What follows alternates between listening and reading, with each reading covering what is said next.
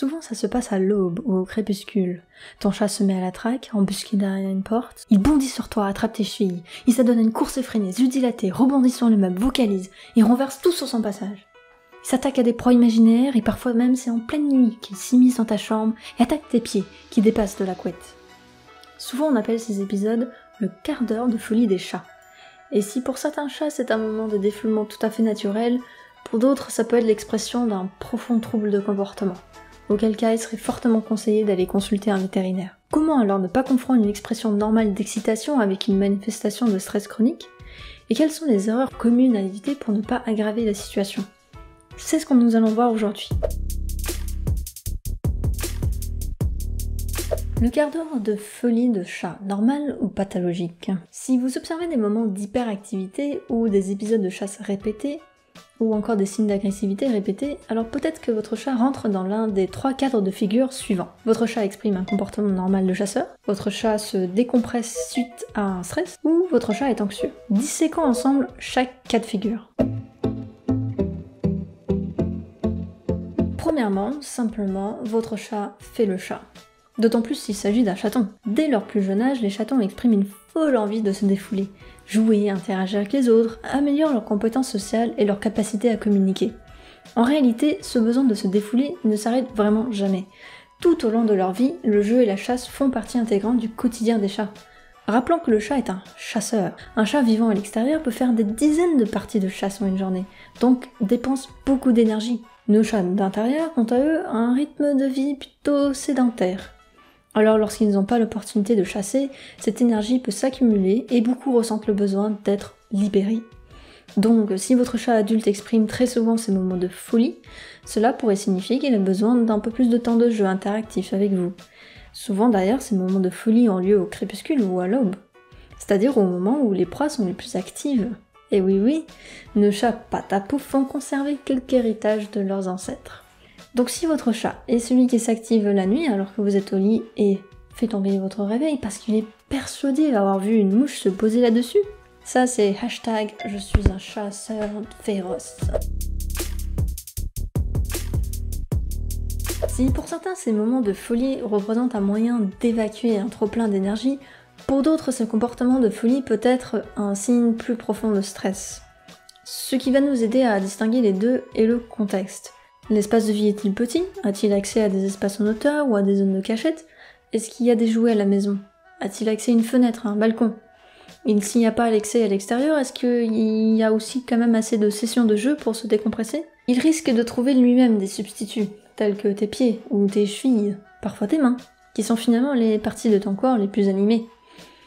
Ça peut devenir répétitif, voire violent. Un chat qui n'est pas assez stimulé va émettre des signes de stress. Cela peut se traduire par l'hyperactivité, mais d'autres signes de stress vont venir compléter le tableau d'hyperactivité. Boulimie, toilettage excessif, arrachage des poils, cystite répétée, pour en citer que quelques-uns. En plus du cadre, du confort de vie, ce qui peut causer une période de stress, c'est un changement soudain de repères dans l'espace. Un déménagement récent, ou une adoption d'un congénère, un nouveau bébé, ou juste un changement de rythme de vie qui a un impact sur le temps que vous passez avec votre chat. Et si votre chat a soudainement commencé de s'engager dans une période de folie alors qu'il ne l'avait jamais fait auparavant, la première question à se poser c'est est-ce qu'il y a quelque chose dans son environnement qui a changé récemment? Sur le moyen long terme, si les frustrations s'accumulent et qu'elles ne sont pas traitées, alors le stress peut se transformer en anxiété. Les troubles de comportement tels que l'agression de fréquence anormale ou encore le léchage excessif apparaissent souvent chez les chats qui vivent en appartement sans accès à l'extérieur. Mais parfois il existe des raisons médicales pouvant expliquer l'hyperactivité telles que l'hyperthyroïdisme ou une infestation de puces même.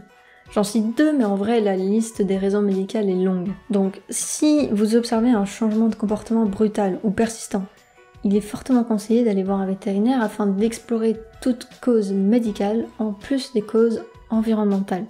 Il est absolument nécessaire de faire à minima un examen clinique avant même d'aborder les hypothèses diagnostiques.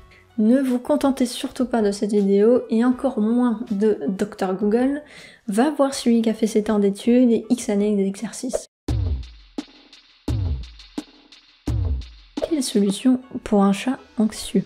La solution idéale est de faire sortir votre chat.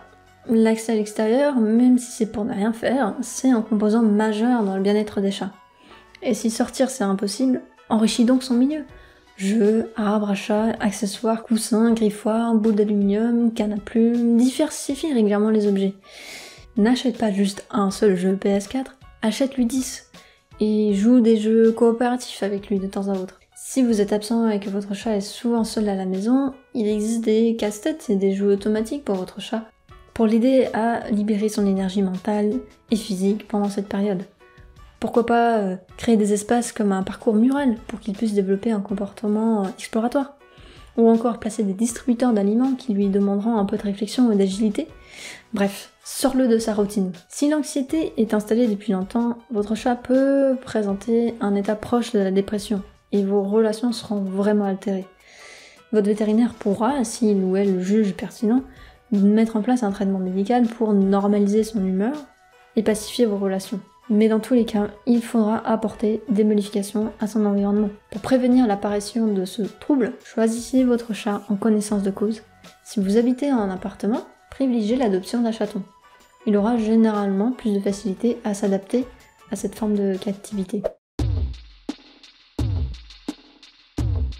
Quoi qu'il en soit, votre chat ne cherche pas à se venger ou à vous énerver, mais plutôt à évacuer un trop-plein d'énergie. La première erreur consiste à gronder ou à hurler sans votre compagnon. C'est complètement inutile, cela ne ferait que renforcer son agressivité et amplifier son stress. En revanche, ce que vous pouvez faire, c'est rediriger son comportement de prédation vers un autre objet, ou une balle, ou un bouchon par exemple. Montrez-lui le comportement acceptable pour vous. La deuxième erreur serait de faire disparaître tous les objets sur lesquels il se défoule, pour qu'il ne vous dérange pas, ou dérange pas vos rangements. Laissez-lui au contraire les jouets ou les objets peu fragiles pour qu'il puisse se défouler sur quelque chose de palpable et pas seulement juste en courant partout. On a fait que l'hyperactivité chez le chat peut signifier 3 choses. Un comportement de chasse et une évacuation d'un trop-plein d'énergie. Surtout s'il a une vie sédentaire. C'est ce qu'on appelle le quart d'heure de folie des chats. Une manifestation de stress en réponse à un environnement pas optimal pour son bien-être. Une manifestation d'anxiété qui peut avoir une origine médicale ou environnementale et qui nécessite une consultation vétérinaire au plus vite. Pendant un quart d'heure de folie, ne grondez pas. Redirigez l'énergie de votre chat vers quelque chose d'acceptable, un autre jouet par exemple.